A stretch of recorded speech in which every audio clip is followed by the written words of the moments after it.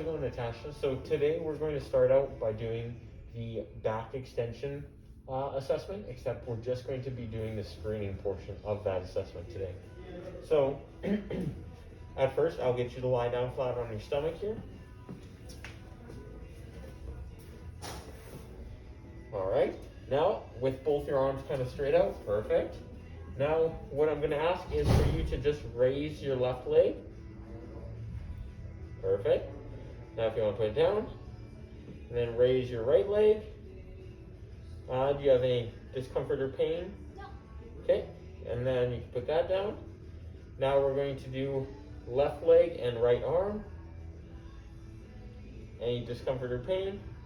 Perfect. And then right leg and left arm. Any discomfort or pain? Perfect. All right, then you are good to go. That means you are cleared to perform the back extension assessment. How's it going, Natasha? Good. Good.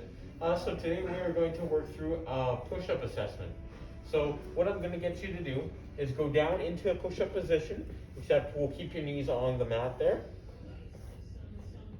Perfect. And then, so you want your feet a little bit further out here, or I guess back, I should say. Perfect. All right. And then, yeah, you just want to make sure your feet are nice and flat on the ground like that. And then just keep your back straight kind of throughout the entire movement. And we'll do a max amount of push-ups. Good.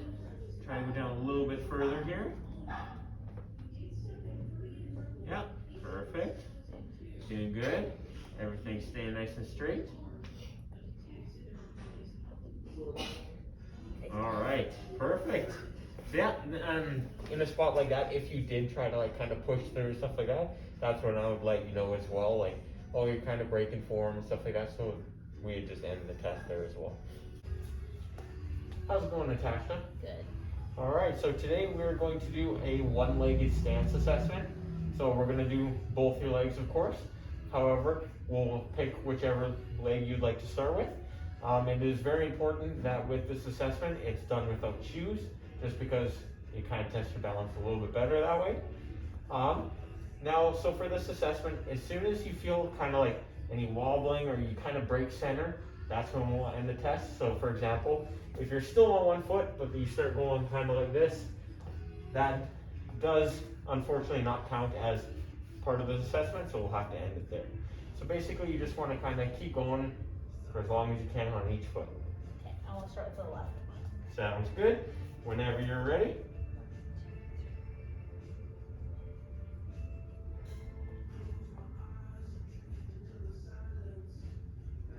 It's looking good.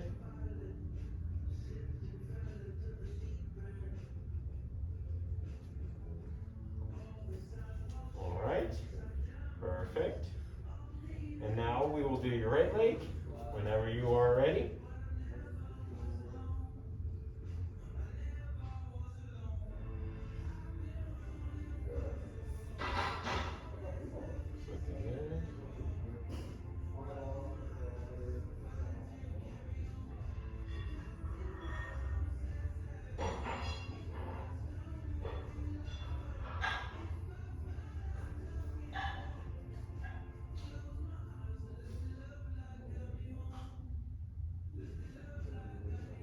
Everything's looking good so far. All right, perfect. Good work there. So your right leg is definitely stronger than your left leg, but that's something we can easily work on. Good work. How's it going, Natasha? Good. Good. So today we are going to do a measurement of the waist circumference. So for this assessment, I'll get you to kind of just lift your shirt there a little bit. Perfect. And then, so I'm going to basically measure right at, there's like a little crest here above your hip bone. And I'm going to measure just all the way around with this measuring tape here.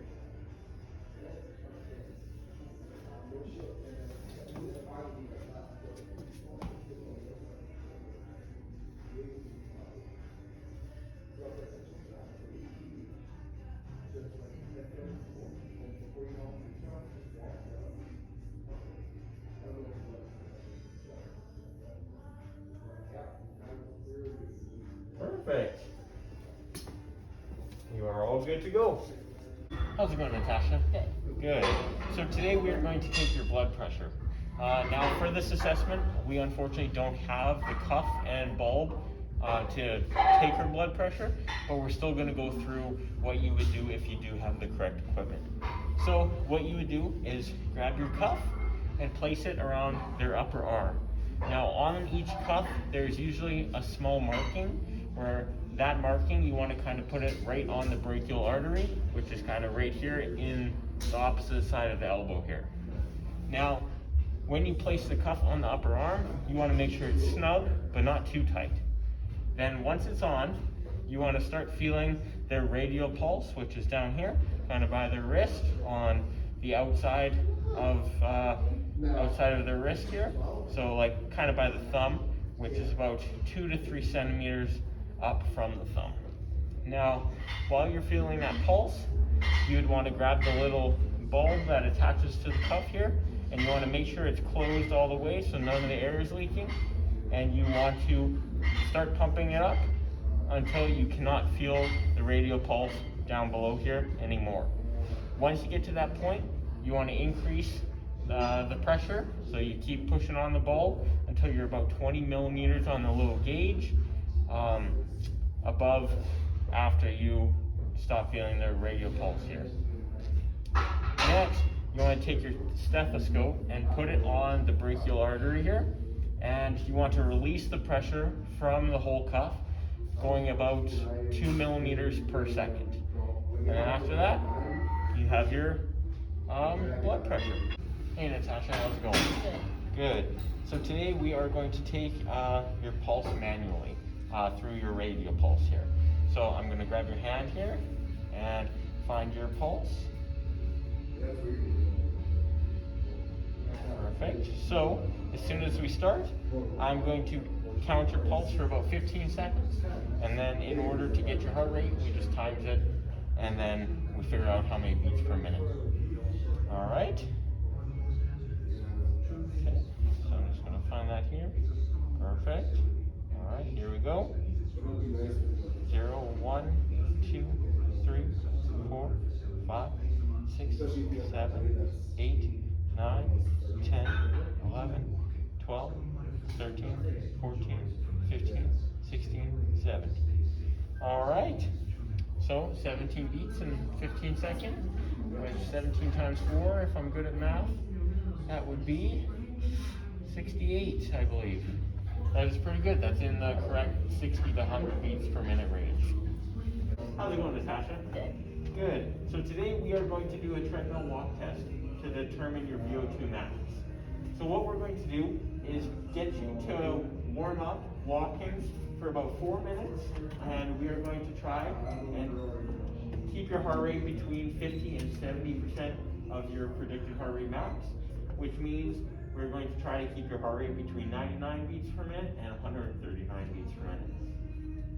After the warm-up, we are going to increase the grade by 5% and have you walk for about 4 more minutes. And we are going to take your heart rate every minute throughout this entire assessment. After those final 4 minutes, we are going to decrease the grade back to 0 and give you some active recovery for about 3 to 5 minutes, depending on how much you need. Sounds good? All right. So if you kind of want to stand on the edge of the treadmill there, I will turn the speed on, and then if you want to like touch the treadmill with kind of 1 foot to kind of get the speed for the treadmill before you jump on here.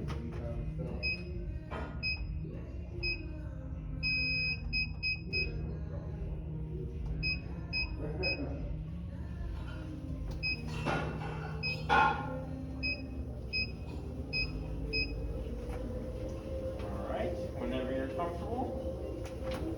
Alright, now we'll walk for about 1 minute here. Alright, Natasha, so it's been about 1 minute here. So I'll check your heart rate here for you. Perfect. You're pretty much right in that range. We're at 106 already, so that is perfect. Alright, Natasha, so it's been about 2 minutes now, so I'll check your heart rate again for you here. Perfect. We're at 121 this time, so it's still in that perfect range. Alright, Natasha, so it's been about 3 minutes. minutes. I'll grab your heart rate again right here. Perfect. Still in that range. Looking good. All right, Natasha, so it's been about 4 minutes here, so I'll grab your heart rate. Perfect. Still in that range. And now we are going to increase the grade here by about 5%. How tough out of 20 do you think you're working right now? A 9. 9? All right, perfect. So we'll increase this guy here. All right, Natasha, so we're about 1 minute into the workload session here. I'll check your heart rate again. Perfect, looking good. All right, Natasha, we're approaching minute 2 here in your workload. I'll check your heart rate again. Perfect, we're still within 5 beats there. All right, Natasha, so we're at minute 4 or minute 3 here of your workload. So I'll check your heart rate again here. Looking good, still staying consistent. We only got 1 minute left. All right, Natasha, we're at minute 4 here of your workload. I'll check your heart rate again. Looking good. And then how hard would you say you're kind of working out of 10 here? Or out of 20, sorry. A 15. 15. Perfect. All right, and now we will decrease the speed to a comfortable amount and bring the incline back down. So you can do an active recovery for about 3 to 5 minutes, depending on how much your body needs here. All right, Natasha, we're at 1 minute of the active recovery. I'll check your heart rate again for you here. Perfect, we're going down. I'm just gonna decrease it a little more here. All right, Natasha, we're at minute 2 of the active recovery. I'll check on your heart rate again here. Perfect, we're going down nicely. All right, Natasha, so we're at minute 3 here of your active recovery. I'll check on your heart rate. All right, looks good. So we can end it here now. And now over the next 3 minutes or so, I will just take your heart rate over during the passive recovery section. Good work today.